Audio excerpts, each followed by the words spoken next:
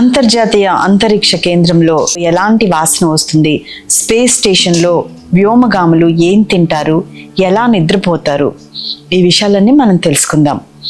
Sunitha Williams bush మిల్మోర్ అంతర్జాతీయ అంతరిక్ష కేంద్రం 8 రోజులు ఉండేందుకు వెళ్లారు. కానీ వారిని తీసుకెళ్లిన బోయింగ్ స్టార్ లైనర్లో సాంకేతిక సమస్య ఏర్పడటంతో వారిద్దరూ 2025 వరకు అక్కడే ఉండాల్సిన పరిస్థితి వచ్చింది. నిజానికి భూమికి 400 కిలోమీటర్ల ఎత్తులో ఉండటం ఎలా ఉంటుంది, అక్కడ వ్యోమగాములు ఎలా నిద్రపోతారు, ఏం తింటారు, వారి దైనందిక జీవితం ఎలా ఉంటుంది, దుస్తులు ఎలా ఉతుక్కుంటారు అనేటి మొదలైన ప్రశ్నలు సామాన్యమైన జనాలకి చాలా మందికి వస్తూ ఉంటాయి. ఇవి తెలుసుకుందాం. వ్యోమగాములు దినచర్యను 5 నిమిషాల వారీగా భూమిపైన ఉండే కంట్రోల్ మిషనే విభజిస్తుంది. వారు చాలా త్వరగా నిద్రలేస్తారు. ISS మాడ్యూల్లో ఫోన్ బూత్ సైజులో ఉండే స్లీపింగ్ బ్యాగ్ నుంచి వారు బయటికి వస్తారు. అంతర్జాతీయ అంతరిక్ష కేంద్రంలోని కంపార్ట్మెంట్స్లో ల్యాప్టాప్లు ఉంటాయి. ఇవి తమ సిబ్బంది, కుటుంబ సభ్యులతో కాంటాక్ట్లో ఉండటానికి ఉపయోగపడతాయి అని తెలియజేస్తున్నారు. అలాగే ఫోటోలు, పుస్తకాలు, అటువంటి వ్యక్తిగత వస్తువులు పెట్టుకోవడానికి కూడా అవకాశం ఉంటుంది. సాధారణంగా అంతర్జాతీయ అంతరిక్ష కేంద్రంలో చెమట, మూత్రాన్ని రీసైకిల్ చేసి మంచినీటిగా మారుస్తారు. అయితే ISS లో సాంకేతిక సమస్యల వల్ల ప్రస్తుతం అక్కడ సిబ్బంది తమ మూత్రాన్ని స్టోర్ చేసుకోవాల్సిన పరిస్థితి వస్తుంది.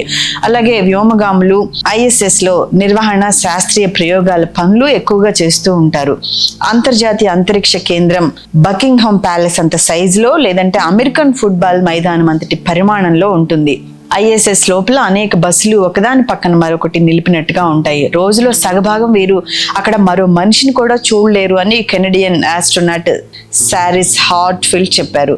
ISS విశాలంగా, ప్రశాంతంగా ఉన్న అక్కడ వ్యోమగాములు ఊరికే అటు ఇటు తిరగరు అని ఆయన చెప్పారు. అయితే అంతరిక్షంలో జీరో గ్రావిటీలో పని చేయాల్సి ఉంటుంది.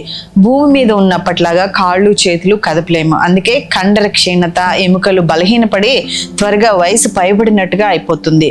వ్యోమగాముల బిజీ షెడ్యూల్లో 5 నిమిషాల ఖాళీ దొరకటమే కష్టంగా ఉంటుంది. అదొక ఛాలెంజ్ అని చెప్తున్నారు హార్ట్ఫీల్డ్.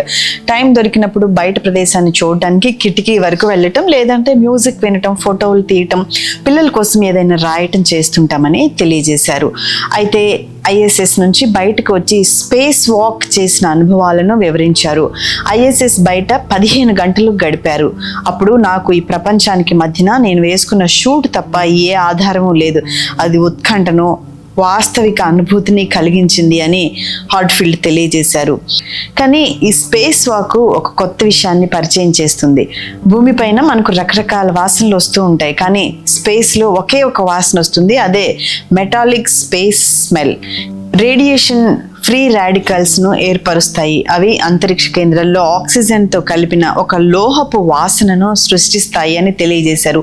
స్పేస్లో వాన, గాలి, వేడి మొదలైనవి ఏవి ఉండవు. ఎటువంటి స్పర్శానుభూతులు కూడా ఉండవు. అంటే మొహంపై వాన చినుకులు పడటం, గాలికి వెంట్రుకలు ఎగరటం, కదలటం, తాజా గాలిని పీల్చడం, అటువంటివి ఏవి స్పేస్లో ఉండవు. అందుకే స్పేస్ నుంచి తిరిగి వచ్చిన 33 ఏళ్ల తర్వాత కూడా భూమిపైన ఉండే అనుభూతులకు ఎంత విలువ ఉందో తెలియజేస్తున్నారు వారు.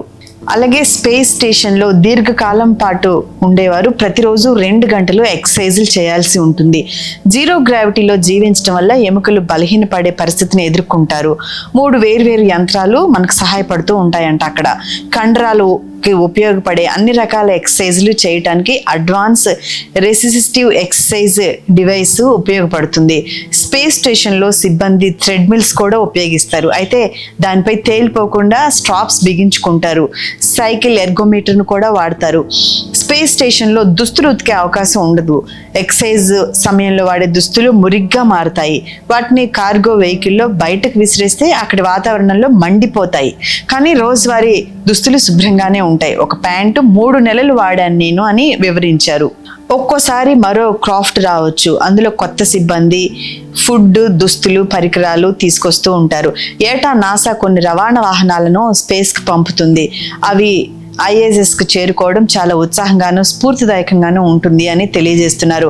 ఇక పగలంతా కష్టపడి పనిచేసిన తర్వాత రాత్రి భోజన సమయం వస్తుంది. స్టేషన్లో ఆహారం ఎక్కువగా ప్యాకెట్లలోనే ఉంటుంది. ఇది మిలిటరీ రేషన్ వంటిదే, కానీ ఆరోగ్యంగా ఉండొచ్చు అని స్టాట్ చెప్పారు.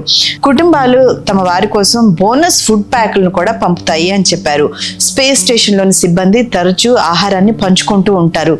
8 గంటలు నిద్రపోతాము, కానీ చాలా మంది కిటికీ వద్దే ఉండిపోయి భూమిని చూస్తూ ఉంటారు అని స్టాట్ చెప్పారు. అయితే స్పేస్లో వీలైనంత ఎక్కువ కాలం గడిపేందుకు కలగన్నాము, కష్టపడ్డాము, శిక్షణ పొందాము అని చెప్తున్నారు. ప్రొఫెషనల్ వ్యోమగామికి మీరు ఇచ్చే అద్భుతమైన బహుమతి ఏదైనా ఉందా అంటే వారిని ఎంతకాలం వీలైతే అంతకాలం అంతరిక్షంలో ఉండేలా చేయటమే అని చెప్తున్నారు. Please do subscribe to Telugu Rajyam channel. Please do subscribe to Telugu Rajyam channel. Please do subscribe to Telugu Rajyam channel. Hi అండి, నేను మీ ఆర్పీని, నెల్లూరు పెద్దారెడ్డి చేపల పులుసు ఓనర్ని. మీరు తెలుగు రాజ్యం అనే ఈ యూట్యూబ్ ఛానల్ సబ్స్క్రైబ్ చేసుకుని మంచి మంచి వీడియోలతో వస్తారు. Thank you so much. Hi people, I'm Sonakshi Verma and you please watch Telugu Rajyam and please subscribe to the channel.